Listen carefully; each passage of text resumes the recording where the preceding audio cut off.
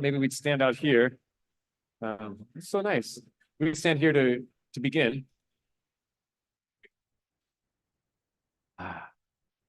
Wow. Good evening, everyone. Thank you for coming out this evening to hear from Steve Rosenberg, who I'll introduce in a moment. I want to acknowledge our Essex County DA, Paul Tucker. Thank you for being here, Paul.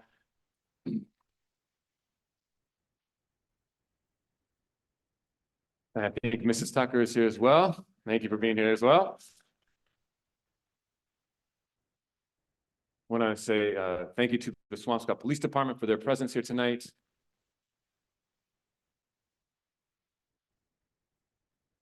We also have the Shirat Hayam lay security team many members of that lay security team are here tonight, so we want to thank the people who are in the room right now, but if you'll convey our thanks to those who are outside.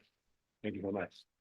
And I think I also see my colleague, Rabbi Cantor Idan Islander, who will help us close our program tonight. You know, I kind of know Steve. You probably know that he's the publisher of the Jewish Journal. And I usually do not like bios.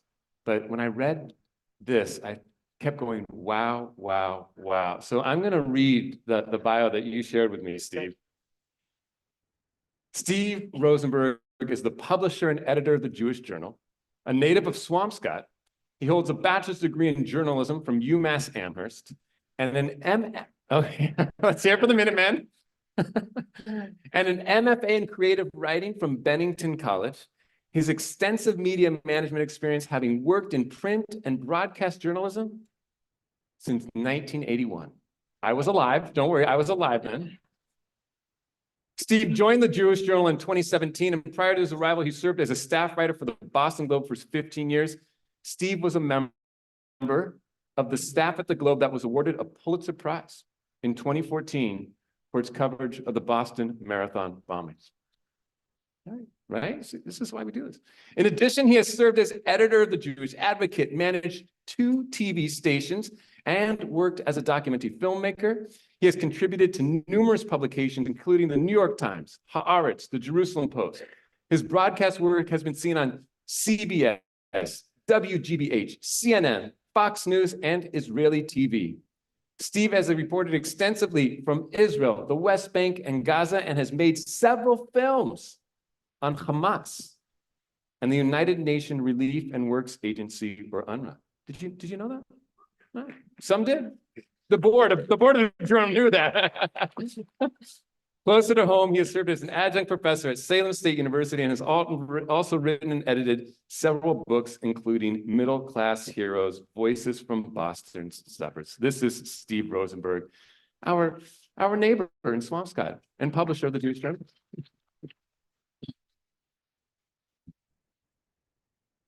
So, you know, Steve, like tonight it's so complex, right? There's the brokenness in our hearts. There's the complexity in their minds. There's the constant reminder that Israelis always say to me, we don't despair.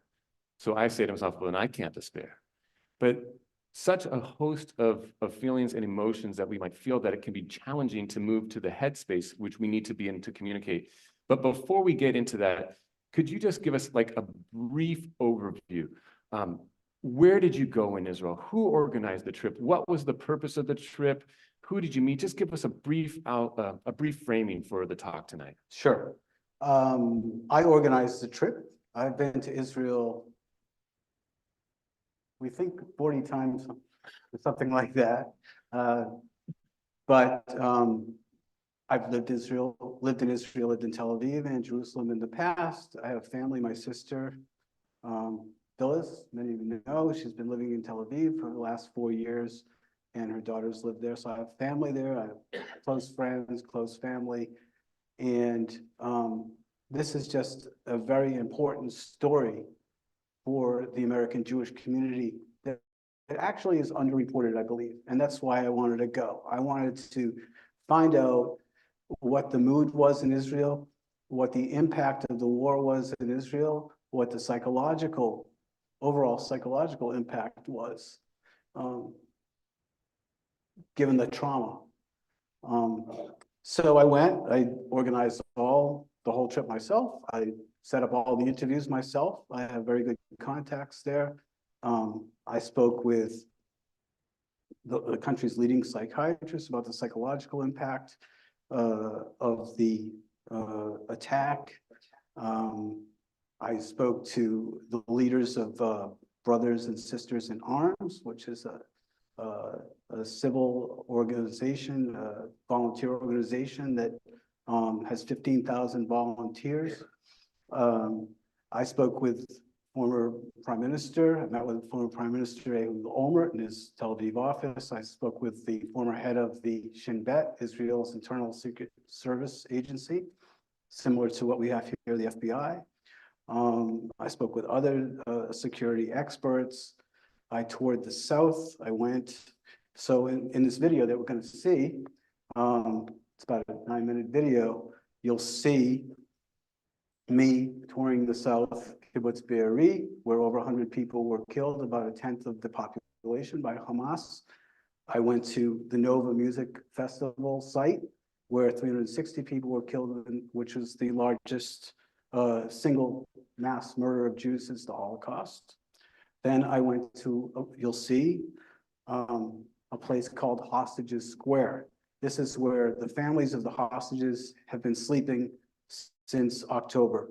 And it's also become an area where people come to process the whole October 7th attack. And the idea that over 200 hostages were taken that day and more than 100 remain in Gaza. That is also strategically placed, that Hostages Square, right across the street from Israel's Pentagon, the Kiryat. So they know that Israel's top military leaders are watching. I also got a chance in this video, you'll see, to visit a soldier, Yoav, who lost a leg, and he'll tell us how it happened. And just incidentally, Yoav says hello to everyone. He spent 16 years as a camper at Camp Ramah. His mother was an administrator there.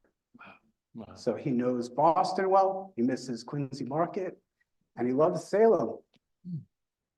So before we get to the video, just a show, how many of you have been to Israel since October 7th? All right, so Steve is professional, preeminent journalist with extensive background reporting from Israel, in Israel, and on Israel. And we haven't been there, and you're going to take us there, both through this video and your talk tonight. So let's take a look at the video, and if we'll turn the lights out and we'll start the video.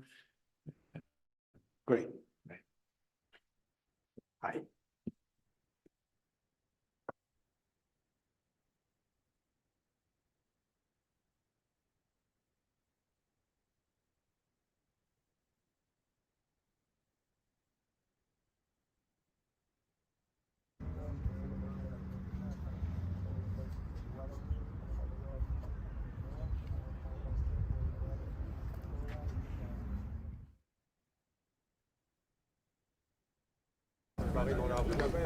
It's hard to imagine a place where hundreds of people were murdered in a matter of an hour or two. But if there is a place on earth that's the most well documented at this time, it is this place, the site of the Nova Festival on October 7th. The pictures here are of all of the people who were murdered in the most horrific ways, the most horrific behavior man can exhibit.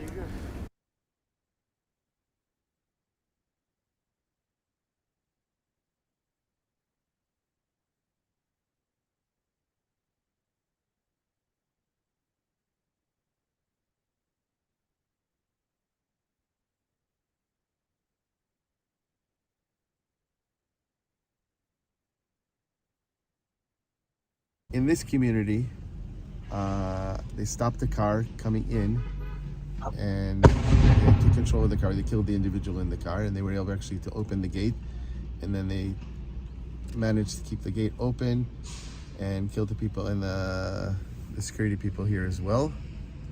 And then from here, they spread out within the community.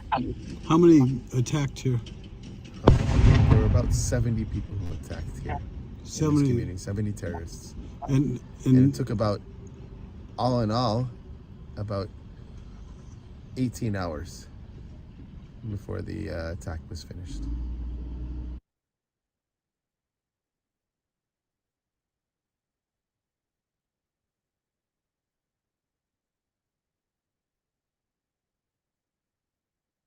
Where was Vivian's body found, and what condition was her body? It was found in this house. I can't say on record where it was due to the family's request. It was burned severely, as we talked about. As many of the bodies were burned to the extent that there was no remains. So we had to bring in, like we talked about, special teams of archaeologists to identify what we could. At times, all that was left was teeth. So this was a similar case, and here it took a month and a half to identify the body. So for a month and a half, we didn't know if Vivian is kidnapped or if she was murdered in her house.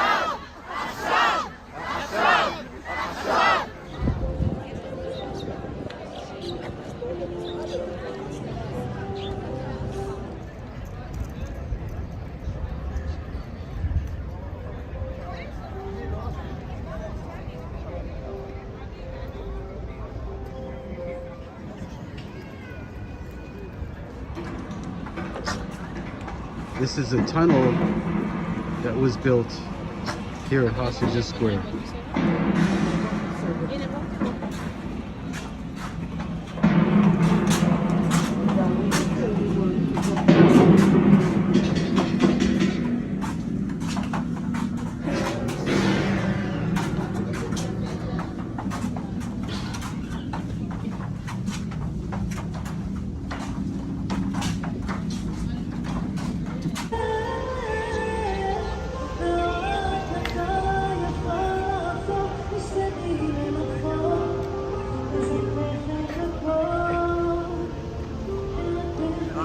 Is this your first time here? Yes, What are you feeling now? What are you thinking about when you see all this? I feel very sad and very frustrated. Today, this is my first time I came here after a very long time of not being ready, not feeling ready. Yesterday was my grandson's first birthday, and he's just one day older than Fir Bibas, whose birthday today. And I just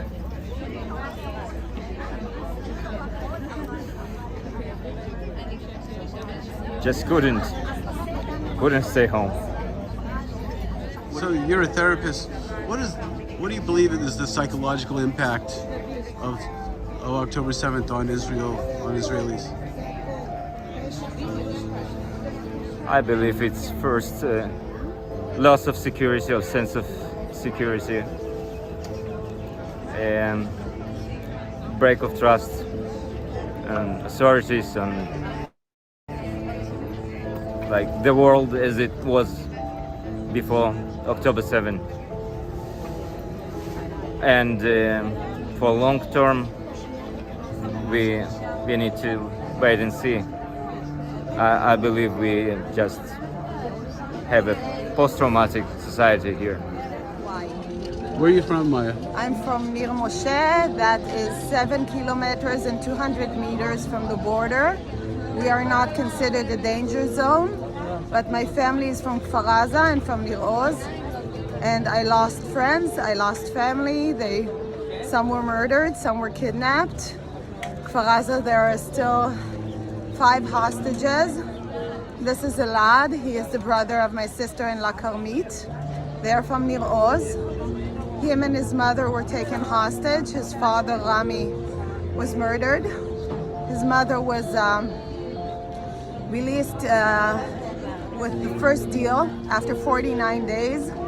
She is still hospitalized. Her condition, her health condition is still very, very bad. She is still fighting for her life.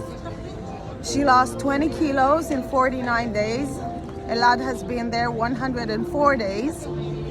We know his situation is not good. We last heard, got a signal of life on January 5th.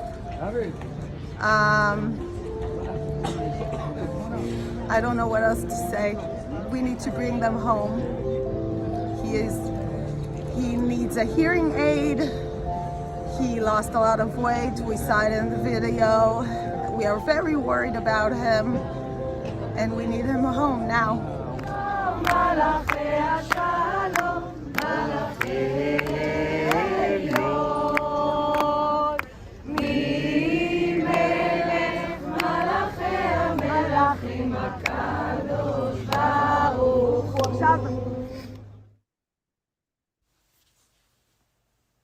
And then someone shot an RPG missile that hit right between us. And I remember flying in the air, and I landed on my back, and I saw that my leg was, crooked. I saw a bone, and I saw my foot, in a crooked position. And the first thing that I think about is the next hit, because the natural response to an RPG is another RPG a couple of seconds later. That's how they roll.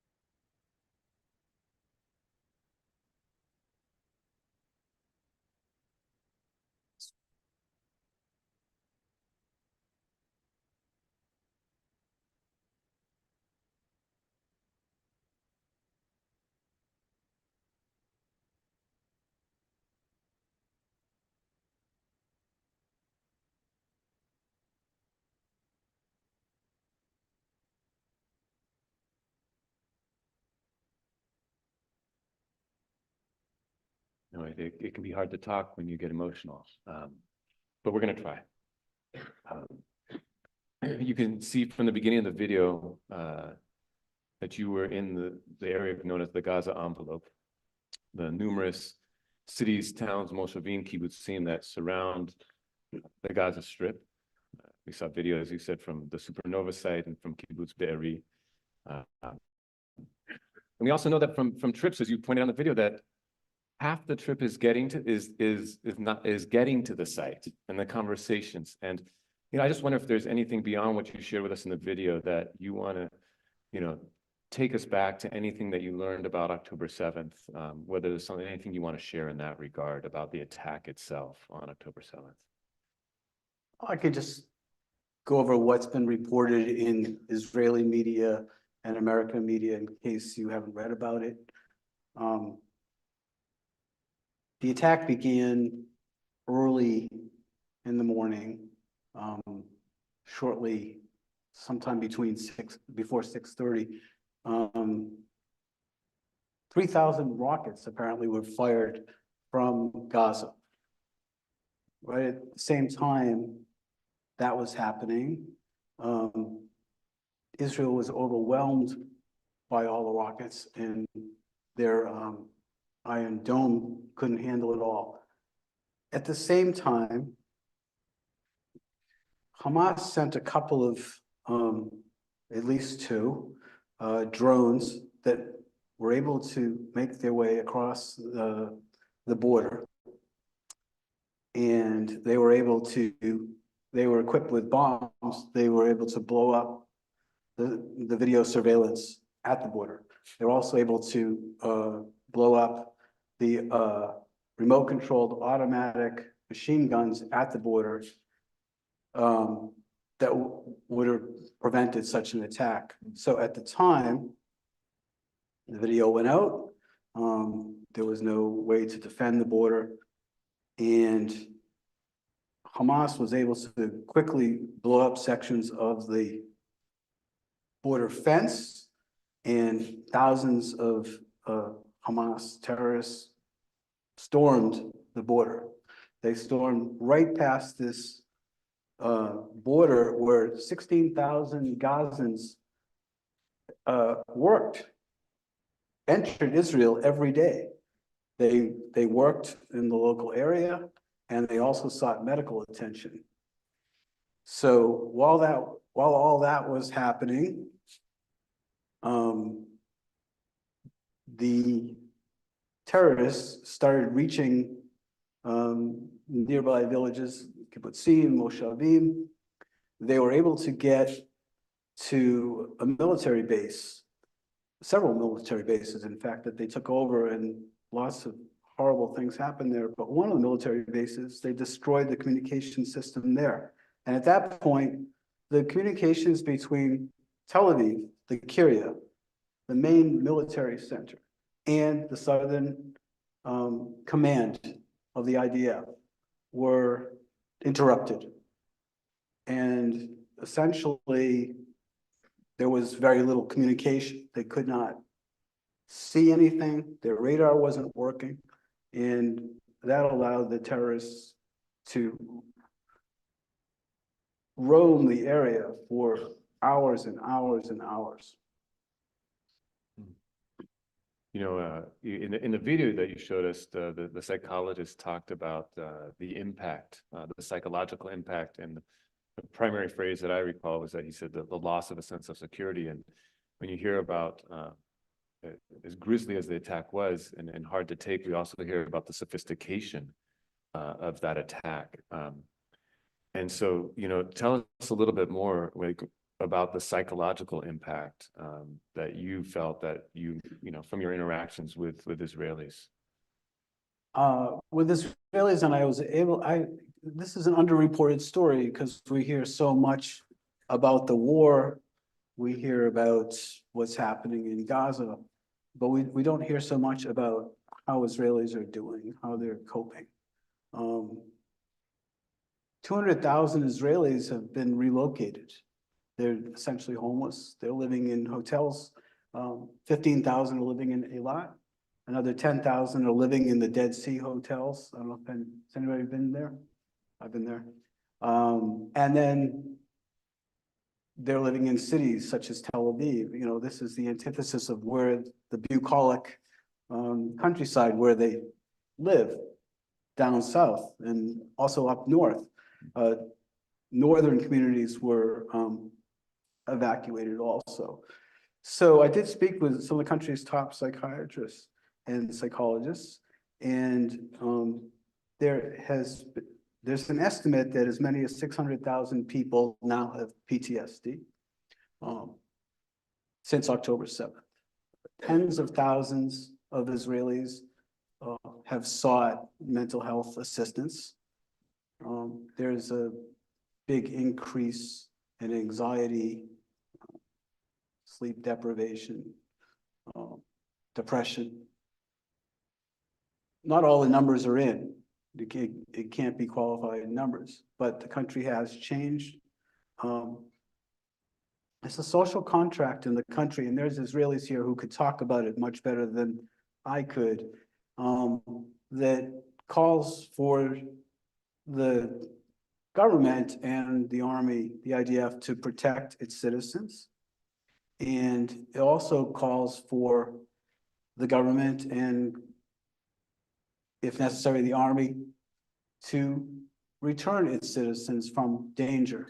And that social contract was broken on October 7th and remains broken for millions of Israelis. There's a deep distrust in the government. After October 7th, polls have consistently indicated that the prime minister has about 20% support, 80% want him to either resign or quit when the war ends.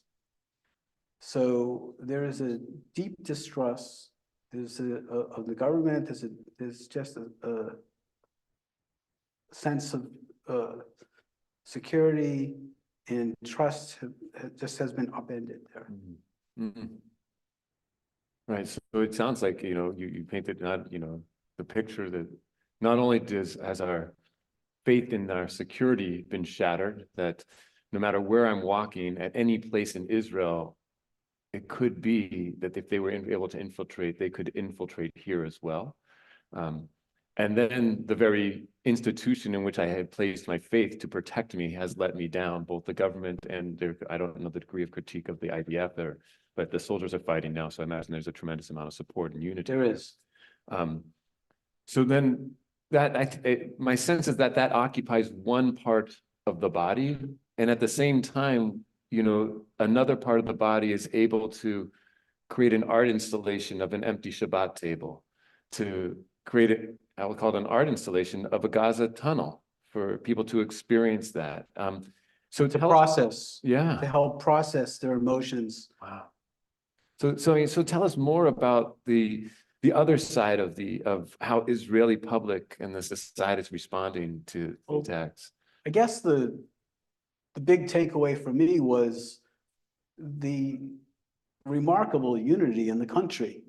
I have never experienced or witnessed this sense of brotherhood, this sense of urgency to help fellow man. It was something so inspirational. It's very emotional. People have to volunteer. People have to drive their neighbor somewhere if they need a ride. People hurry to make meals for soldiers. Everywhere you go, there's little stands for soldiers if they're hungry, if they need anything, it's all there. There's this one organization, Brothers and Sisters in Arms, that they organized 15,000 volunteers who did everything from create hundreds and hundreds and hundreds of thousands of meals to getting people medical treatment, to creating a whole psychological center at different in different cities for people who need help. They helped extricate as many as 100,000 people out of their homes in the days after October 7th, because a lot of people were stuck in their safe rooms and they didn't know. Their phones were dead. They didn't want to leave the safe room. And these are IDF veterans, and they went in and they knew how to do it and they brought them out. They're a remarkable organization. They're just one of many organizations doing incredible things. So I went there because I needed to go there, but I was so inspired by the people there, I have to tell you. Well, let's stick with this for a little bit. I mean, I've heard of, you said Brothers and Sisters in Arms, and I guess I've heard of a group called Brothers in Arms that Now it's the believe same was organization. very active in leading the protest against the judicial reform. They were. So is there a link between the two organizations? Yeah, it's the same organization. So as many of you know, last year, 2023 was a very challenging year for Israelis. The main issue was the question of the judicial reform. They wanted to change the way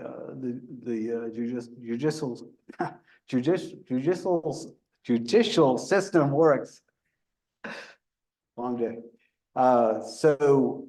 This brought out hundreds of thousands of people every Saturday night for almost 40 straight weeks, right up until the weekend of October 7th. And you'd have massive marches in Tel Aviv and also other major cities like Jerusalem, Haifa, and in smaller cities like Yavne, Beersheba, Sfat even, Eilat. So this was led by IDF veterans, high-ranking IDF vets, and also high-tech people.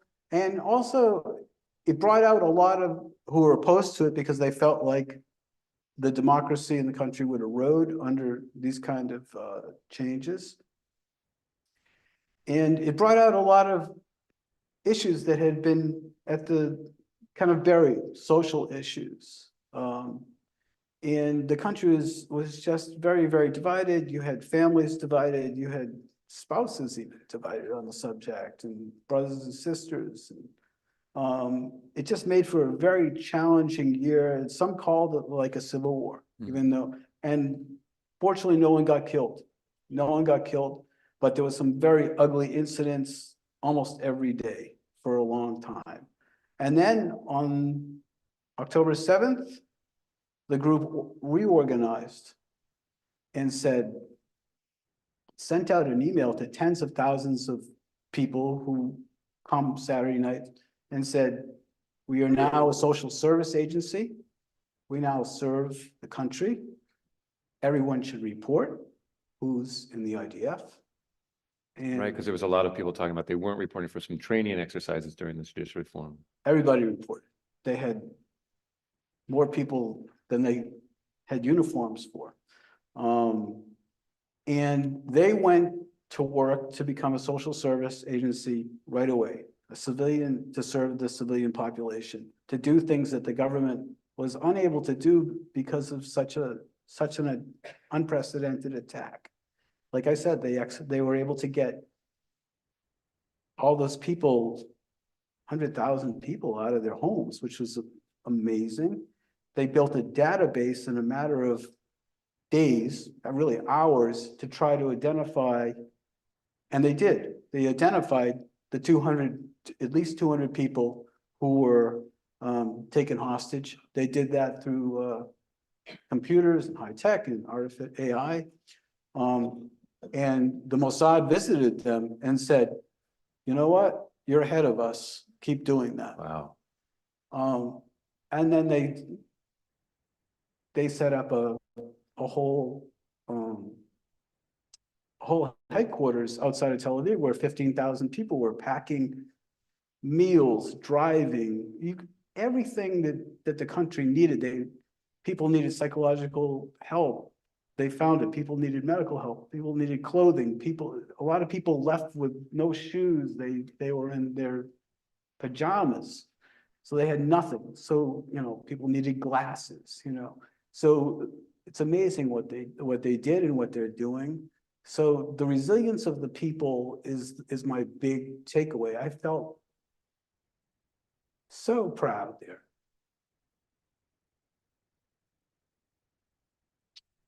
Yeah, I mean, it's you almost want to make, maybe you'll go back and make the documentary film about this because, just to recall, right? Just you said that this was not a governmental agency.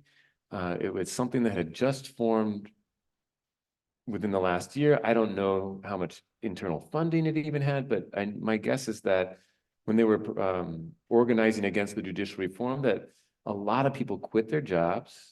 A lot of people worked a lot less, devoted their time because they cared so much about the country that they loved and had served and were going to raise their children in. and then to pivot on a dime and transfer all those resources and their organizational skill set they had kind of created and galvanized without having official status, and turn it towards helping the people, and to be able to do it so well and so quickly, it is very moving to hear you bring us into that space. So what else? I mean, that's a very hopeful, Yeah. a response. And Yeah, you know I mean- that when you meet the needs of people immediately and so quickly, it benefits them in the long term. But you were going to say something more. Yeah, and compare that to America. You know, we're dealing with actually an unexpected avalanche of anti-Semitism. We've had enough before this. But what transpired since October 7th has really caused a lot of us to think about our Jewish identity and about Israel, and just our role in life, the horrific atrocities committed. We're dealing with that also. We're dealing with those pictures that were live streamed by Hamas on social media. Still, so we have our own issues that we're dealing with here, if we're those of us who are really involved. So it was very helpful for me to be there. It was helpful to see such a resilient population, a population that really was there for one another. I remember just a couple of weeks ago, I was at a vigil for the hostages on a Saturday night, and there were over 100,000 people in Tel Aviv. I went to two of them on two consecutive Saturday nights. And this was the second one. And I was walking toward the back, and I saw all kinds of Israelis, white, black, straight, gay. People had tears in their eyes, and they cared about their fellow man. They cared about their neighbor. This was Ahavat Yisrael. This was the manifestation of Ahavat Yisrael, loving. How do you describe it? Love of your fellow Jew. Yeah, I saw it. Yeah. It's remarkable. Yeah, it just makes it, so God forbid, but occasionally I have to go to a shiva in a really tragic loss. And the power of the mourner to actually comfort those who are there to provide the comfort is incredible. And it almost sounds that there was a little bit of that for you, that when you're away from Israel, your heart breaks, you're worried about what's happening there. They've suffered tremendously, and you go there and you feel strengthened, revitalized, supported by the resilience and the power of the Jewish people and the Israeli people. Because we know that 20% of Israel is Arab, and I think that we could talk a little bit more about the whole country another time, but Right. there's another story probably to tell about how the Arab sector is responding, who remains very supportive of the country overall. Yeah, and just to go there, you can't do anything about it. You can't change anything, but to right. see it is very important. I encourage everybody to go. It's really a good time to go. It's safe, if you can believe that. Maybe you'll organize the Steve Rosenberg mission because it sounds like you know how to put together a trip and the people to see. So, so is there? We've talked about the past. We actually went back a year and we started to talk about a little bit of judicial reform. We talked about the day of October 7th. We talked about the aftermath and the resilience of the Israeli people. You met with very high-ranking people. A former director of the Shin Bet, a former prime minister. Through all of your conversations, whether with officials, former officials, or regular people on the street, what do you think about what comes next? And if you have any sense about what their thoughts are about, the next phase of the conflict or the next phase of the relationship between Israel and Hamas? I think the big focus, and this is been documented in polls, and in a recent poll, is the big focus is repairing the social contract. And you can't, they're not gonna defeat Hamas tomorrow. You know, Hamas is a whole other animal. And the head of the Shin Bet, the former head of the Shin Bet, and also Ehud Olmert, the former prime minister, said Hamas is already defeated in a lot of ways. I mean, they don't have an air force. They don't have a navy. They don't have tanks. Israel can handle that threat right now.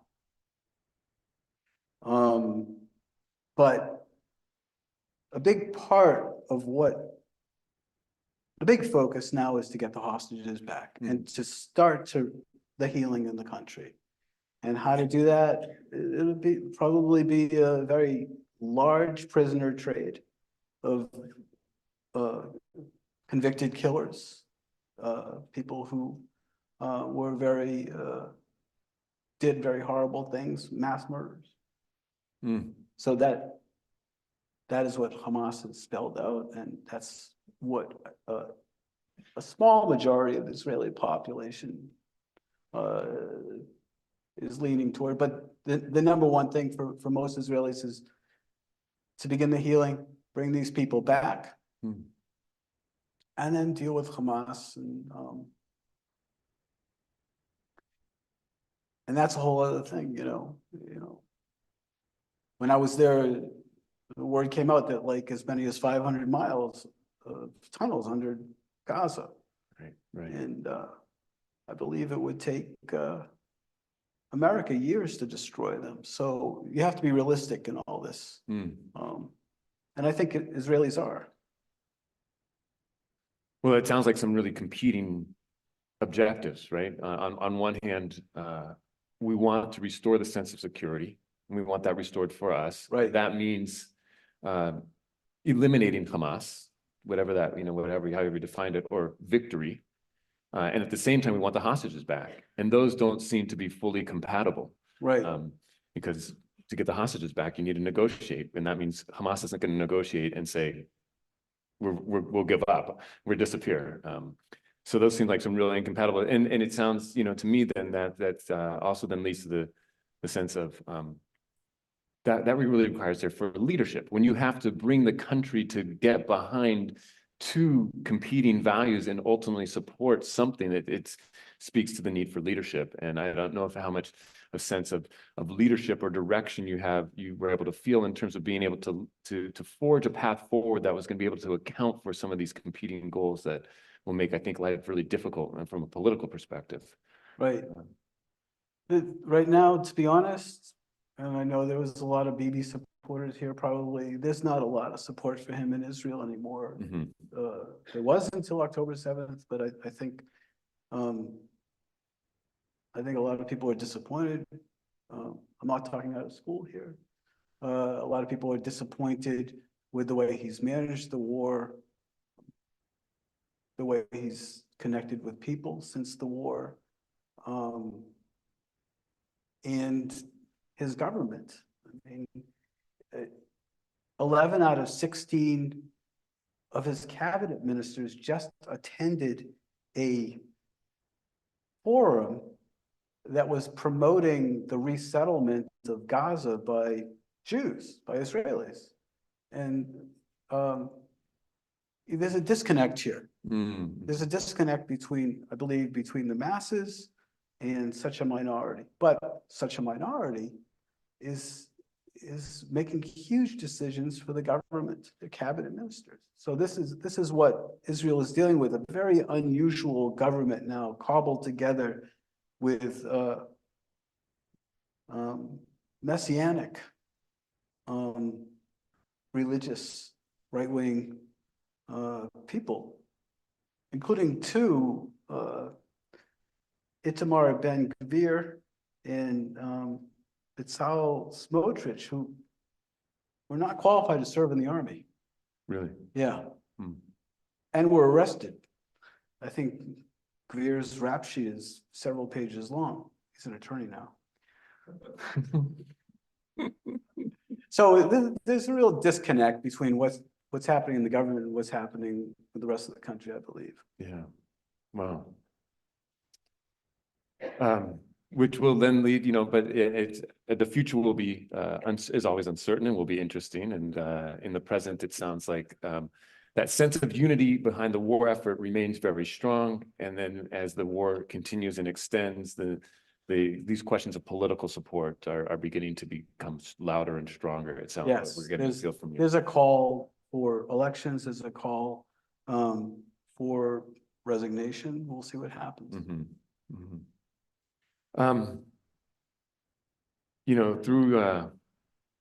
Through your eyes, we've had the benefit of seeing a little bit through your witness and your stories with people.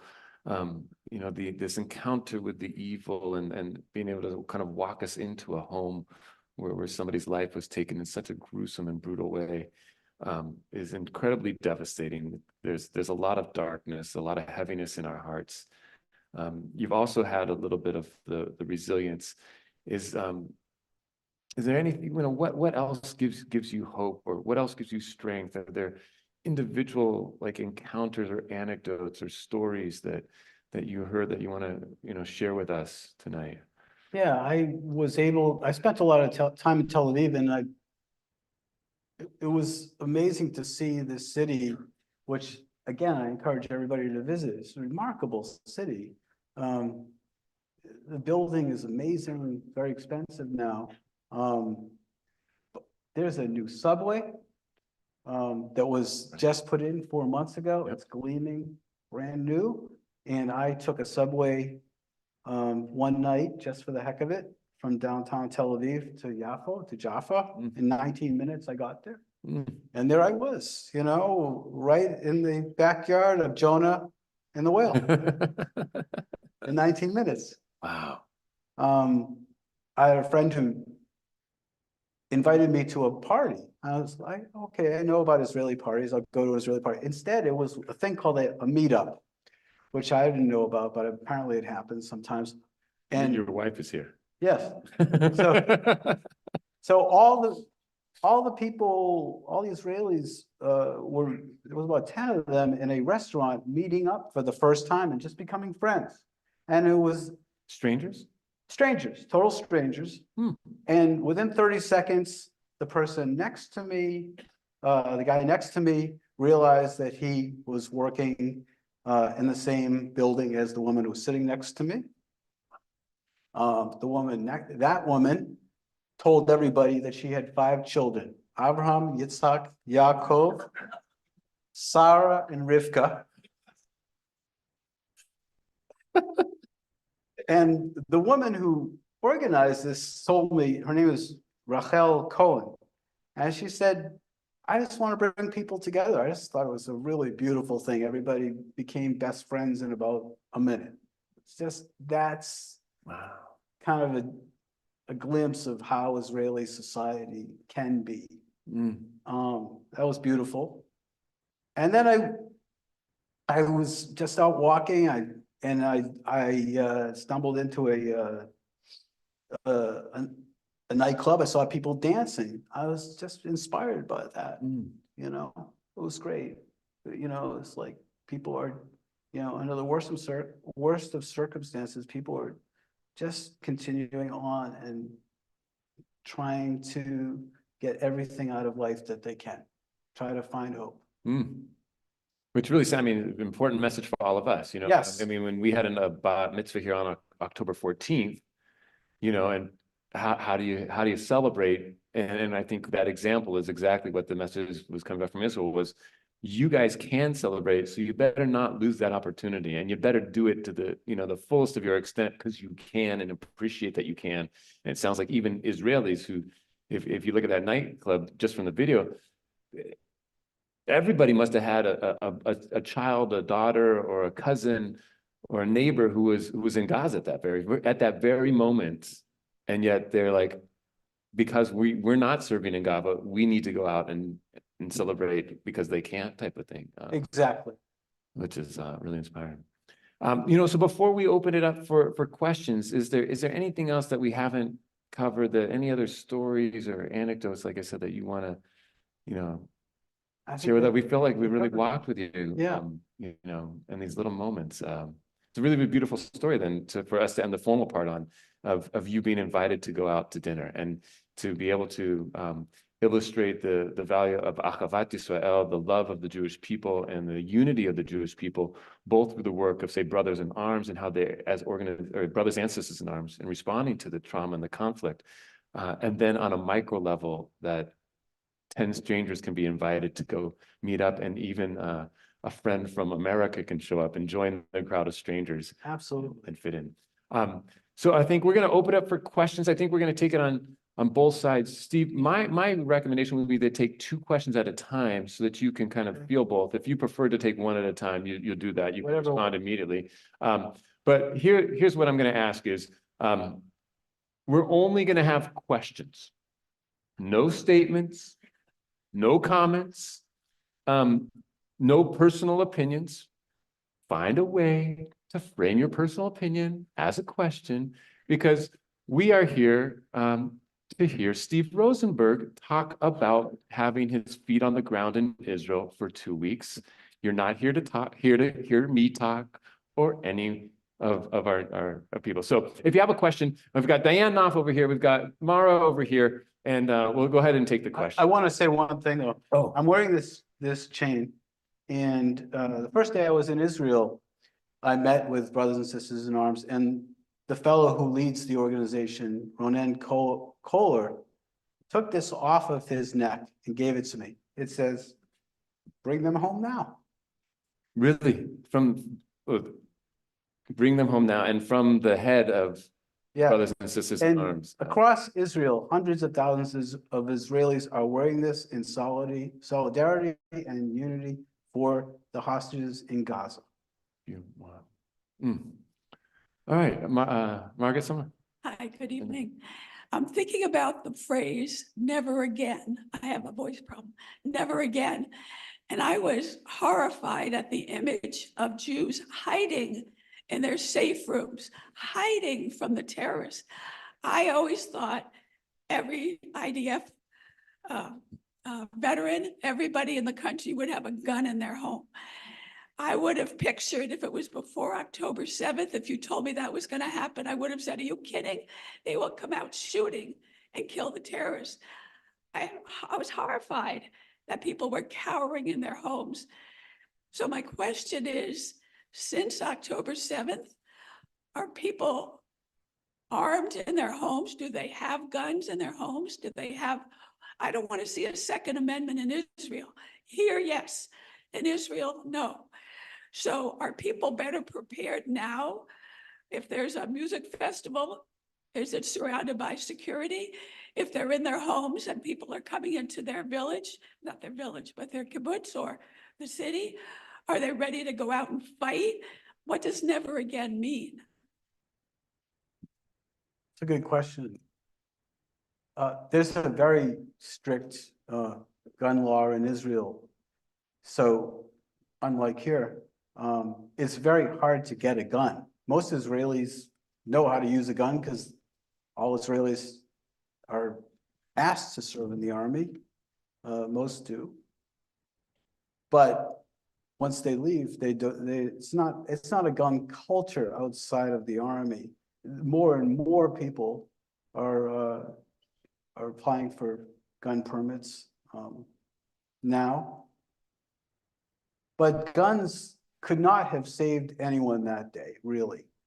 Out of the 1,200 people who were killed that day, almost half were IDF soldiers and policemen who valiantly tried to save people's lives. But they did not have the right armor.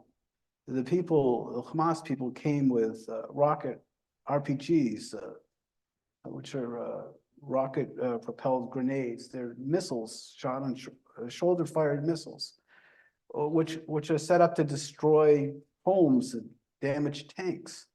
They were shooting them at people.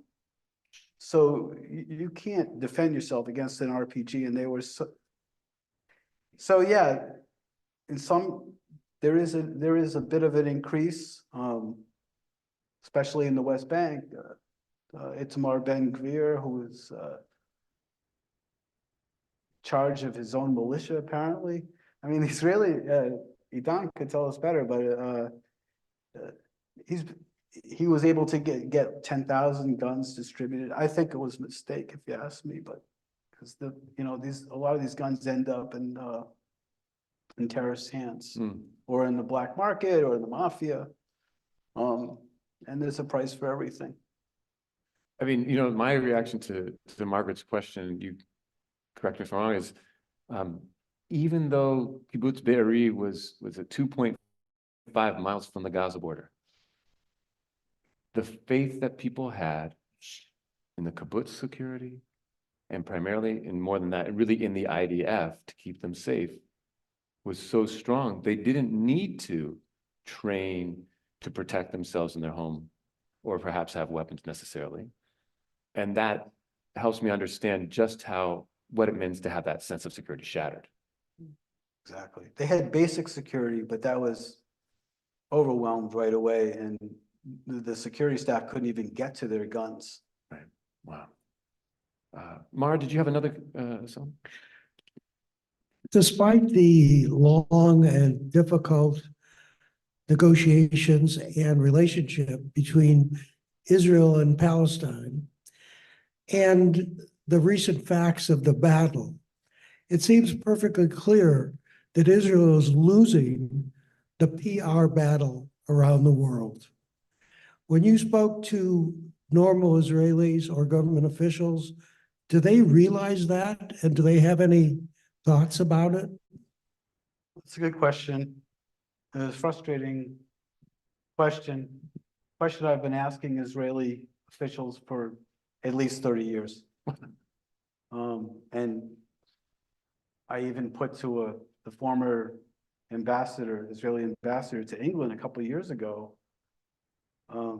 I said, why don't you have in America 100 people spread out in every major city, connected to the media, connected to the print and broadcast media, with relationships long before there's a conflict. Long before there's a conflict. I went to a conference a year ago in Jerusalem, and I sat with the minister, the diaspora minister, who also handles a big, supposed to do the public hasbara, public relations. And I asked him his budget. He declined to tell me. He said, I don't know.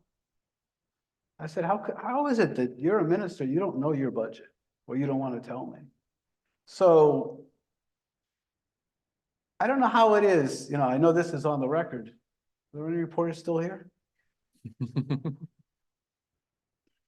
This is off the record. Okay? How is it that the Jews can invent Madison Ave but can't do public relations in Israel? That's what I want to know. That's my question. That's off the record. Thanks. Diana or Mara, you have any other questions? Hi, Steve. Hi, Barbara. I'm wondering about your small business people in Israel, how they're surviving the economy, your shoemaker or your dress shop owner or your hairdresser. What is life like there for them now? Because I'm just wondering about the economy. It's starting to come back. In the smaller cities,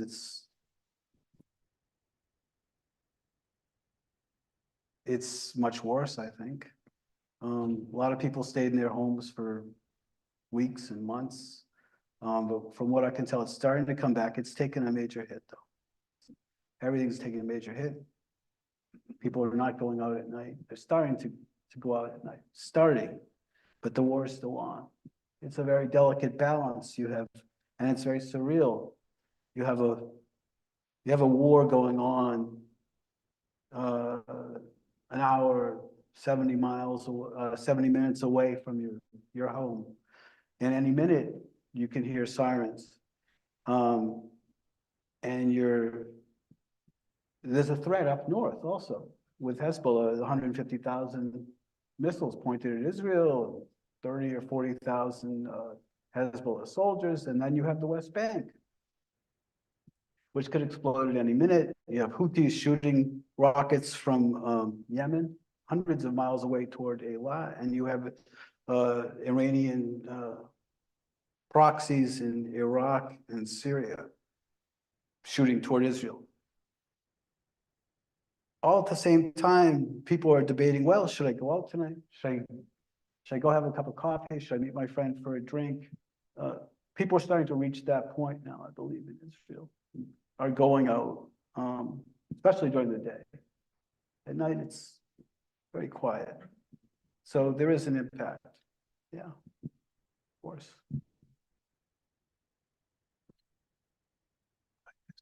Thank you for your the video. I'm going to squeeze in briefly just a few questions, and you can feel free to ignore some or all if they're beyond sort of the scope of your talk.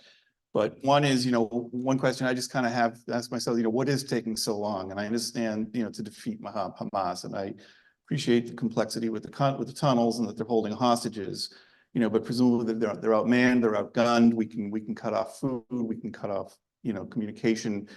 I'm curious about your thoughts of, what's taking so long. That's one. Two is, to build 500 miles of underground tunnel must, over 16 years, there must have been, as a massive undertaking, there must have been, excavators and all sorts of equipment and people. And how did it go unnoticed for 16 years that they were building this extremely intricate, construction project? Who do you think would be the better U.S. president for candidate for president for Israel security? And lastly, why, and pardon my ignorance if I should know this, but why are some Arabs Israeli citizens and some are Palestinians? Why are some A and some B? Thank you. Oh, wow. So I'm not going to touch the presidential election. But wars. But you are the publisher of a journal. There may be an opinion piece in October. No, I don't think so. I can only talk about, I mean, from just the security people I spoke with, there's not going to be a victory photo. There's not going to be, a photo that's going to go on the cover of the New York Times of Hamas raising a white flag. It's not going to happen. It's a different type of war. Think about Afghanistan. Think about Iraq. These are the wars that they're fighting now. It's not against, traditional armed countries with tanks and planes and big Navy vessels. These are people who pop out behind walls and shoot RPGs and rape people. It's a whole different game. So it's guerrilla warfare. This is probably the most intense guerrilla warfare of this century, for sure. So it's going to take a long time. I mean, the fellow who spoke on the video, Yoav, told me that he went house to house. I interviewed another soldier, and he told me the same thing. He went house to house. It's a very slow process of clearing each house. And in each house that they found, each house they found a lot of ammunition. And where was it? It was in the children's room. It was underneath the cribs. It was underneath their beds. It was RPGs. It was grenades. It was machine guns. And it's the same story I kept hearing over and over again. You're dealing with a militia. You're not dealing with an old-fashioned army. So it's going to take time. I don't know how they're going to do it. It's a really heroic mission.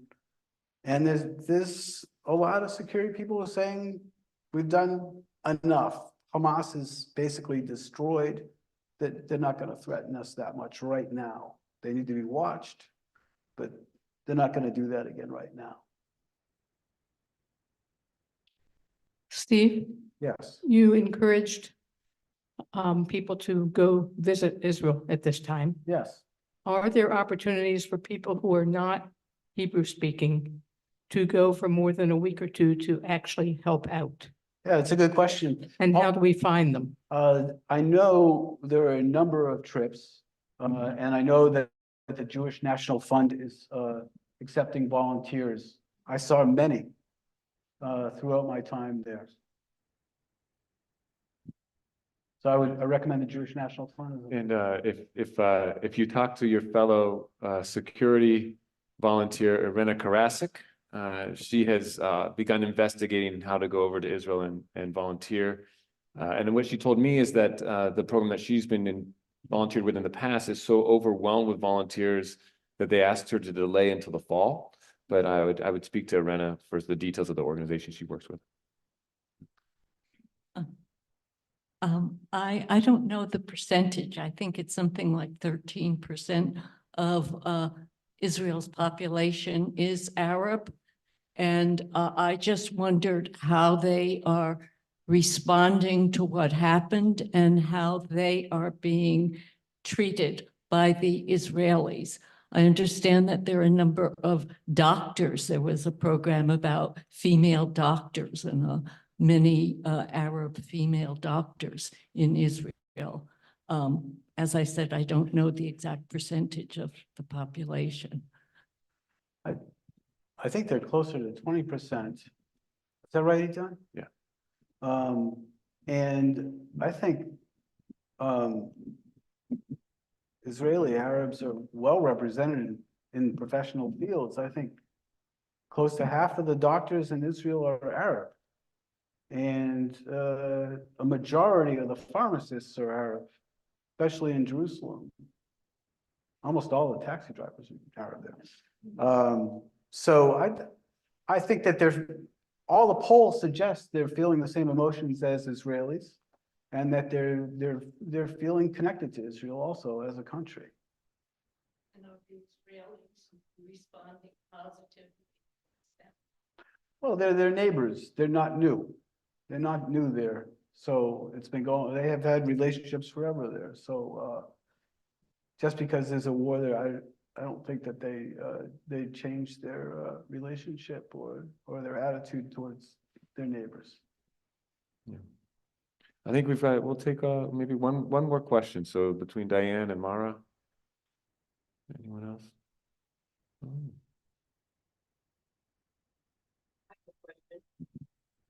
Steve, will you be reporting all these stories in the journal? Thanks. Sometime soon? Yes. I am working on a very comprehensive piece now that will run next Thursday in the journal. We have a special 20-page pull-out section. You'll see my story and my photographs. I hope you read it. It'll take a long time to read also, but I hope you read it or read part of it. I think it'll reflect a lot of what we're talking about tonight and go a lot further as well. Great, thank you. Thank you.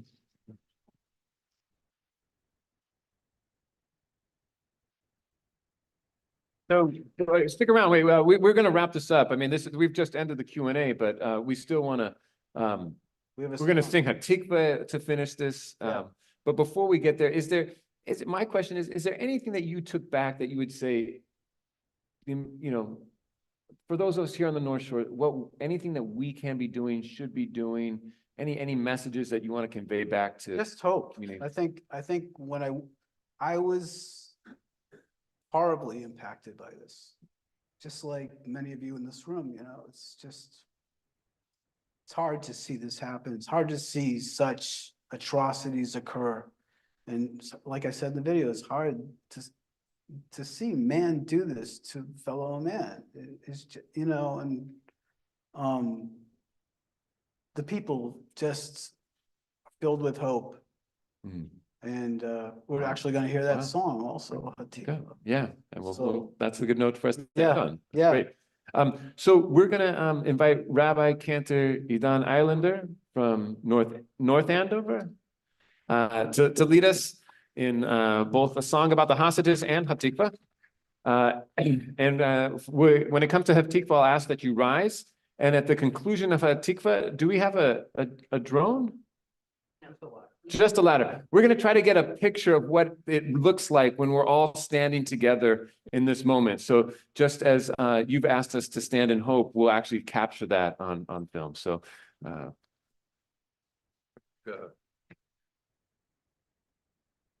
get you mic'd in, and you need very good. Do you want to go down there, or stay here? Okay. Is the song for bringing the hostages home, is that a sit-down song? A sit-down, okay. And then we'll stand for Hatikva. Okay. Steve, that was very inspiring. Yeah. Hey, okay. Thank you very much. Such an honor to be here today. Thank you, Steve. Thank you, Rabbi Rogozin, for leading the talk. And Steve, thank you for an inspiring talk. You brought me back home to Israel. Thank you also to all the volunteers that are in Israel right now. My wife and I, we have actually many friends that their sons are in Gaza right now. And some of them are in the north. And our friends, their parents don't even know where their sons are. It's a very, very tough situation. So the song I wanted to sing for you is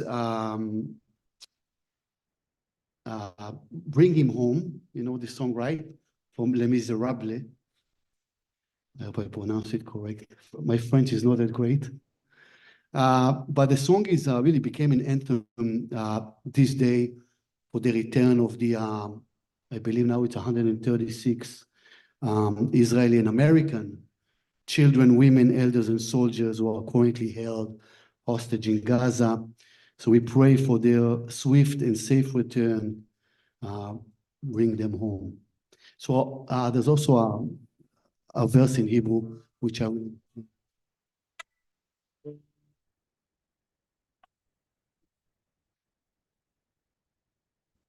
Oh, now, hear my prayer, in my need. You have always been there. He is young, he is a friend. Let him reign, heaven bless. Bring them home, bring him home, bring them home. He's like the sun I might have known, if God had granted me a son. Summers die one by one, how soon they fly on and on. And I'm old, and will be gone. Eloha, Shema Koli. גואלו בידיך אל צעיר שמו דרכו עד ישוב אל ביתו ושלום, ושלום, ושלום. לו אלוהים היה נותן, אז הוא הבן שאין לי אין, קיץ כמה מול עיניי עבדו אי שם כל שנותיי, בסוף ימיי לבוא ולך. Bring a peace, bring joy. He is young, he is only a boy. You can take, you can give, let him be. Let him live. If I die, let him die. Let him live. Bring home, bring them home. Beshalom.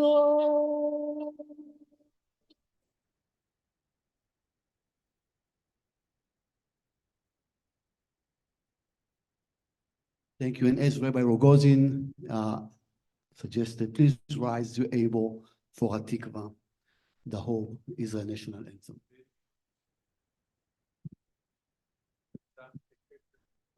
It will look better. The whole piece together.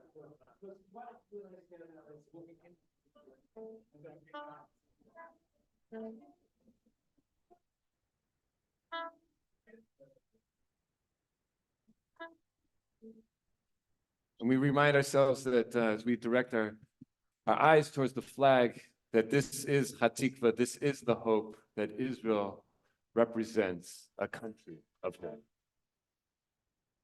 Please join me. Oh Lord, Balena,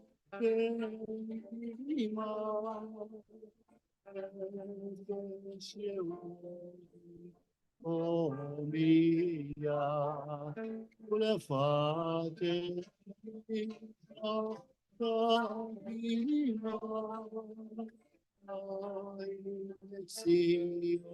Sophia, oh Lord, תקראתנו, תקווה בת שנות אלפיים, להיות עם חופשי בארצנו, ציון וירושלים. להיות עם חופשי בארצנו, ציון וירושלים.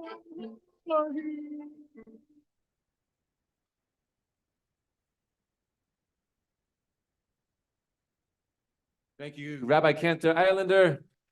Thank you, Steve Rosenberger. And thank all of you for coming out this night. Have a good evening.